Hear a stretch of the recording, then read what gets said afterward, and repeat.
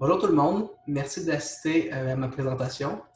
Aujourd'hui, je vais vous présenter des données issues d'une enquête en ligne menée en 2018 à l'Université de Sherbrooke concernant les soins et les services offerts aux personnes trans, non-binaires ou en questionnement identitaire de genre.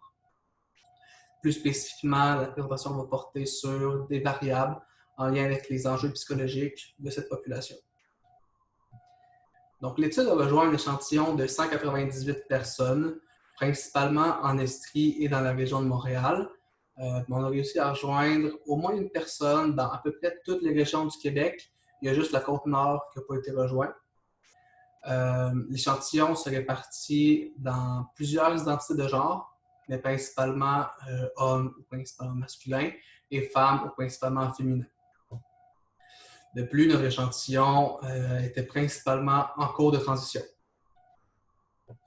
La première variable qui a été étudiée, c'est l'affirmation de l'identité de genre. Donc, auprès de qui est-ce que les personnes répondantes affirmaient leur identité de genre? 56% d'entre elles l'affirmaient auprès d'amis proches, 48% auprès de membres de la famille nucléaire, 34% auprès de connaissances, environ 34% en public et environ 31% auprès de membres de la famille élargie. Ce qui est intéressant de constater ici, c'est que les personnes répondantes affirmaient davantage leur identité de genre auprès d'amis proches que de membres de la famille nucléaire. Également, elles affirmaient davantage auprès de connaissances et en public qu'auprès de membres de la famille élargie. La prochaine variable qui a été étudiée, c'est la congruence, grâce à la Transgender Congruence Scale. C'est une échelle qui mesure la congruence de l'apparence, donc à quel point l'apparence externe reflète l'identité de genre, et l'acceptation de l'identité de genre, donc le degré d'acceptation de l'identité de genre. Quand on combine ces deux scores-là, ça donne un score global de congruence. Pour ce qui est de la congruence de l'apparence, les personnes qui considéraient que leur transition est complétée ont un meilleur score et se démarquent significativement de tous les autres groupes. Au niveau de l'acceptation de l'identité de genre, les personnes qui considèrent que leur transition est complétée et celles qui sont en cours de transition et qui considèrent qu'elle va être éventuellement complétée ont un score plus élevé que les personnes qui sont en cours de questionnement identitaire de genre. Pour ce qui est du score global de congruence, les personnes qui considèrent que leur transition est complétée ont un score plus élevé que les autres groupes. Finalement, chez les personnes non-binaires, le score global de congruence est significativement plus faible. Pourquoi c'est important de parler de la congruence?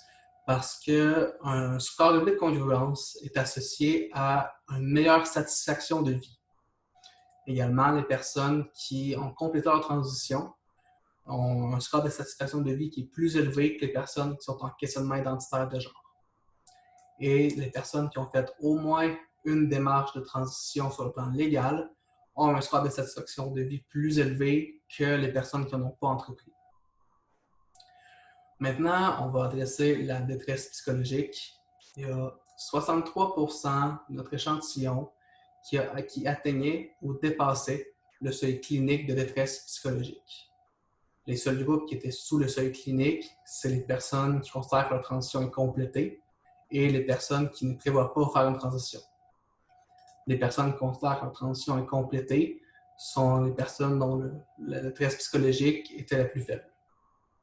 En comparaison, les personnes qui sont en questionnement identitaire de genre vivent plus de détresse psychologique comparativement à celles qui ont complété leur transition ou qui ne prévoient pas le faire.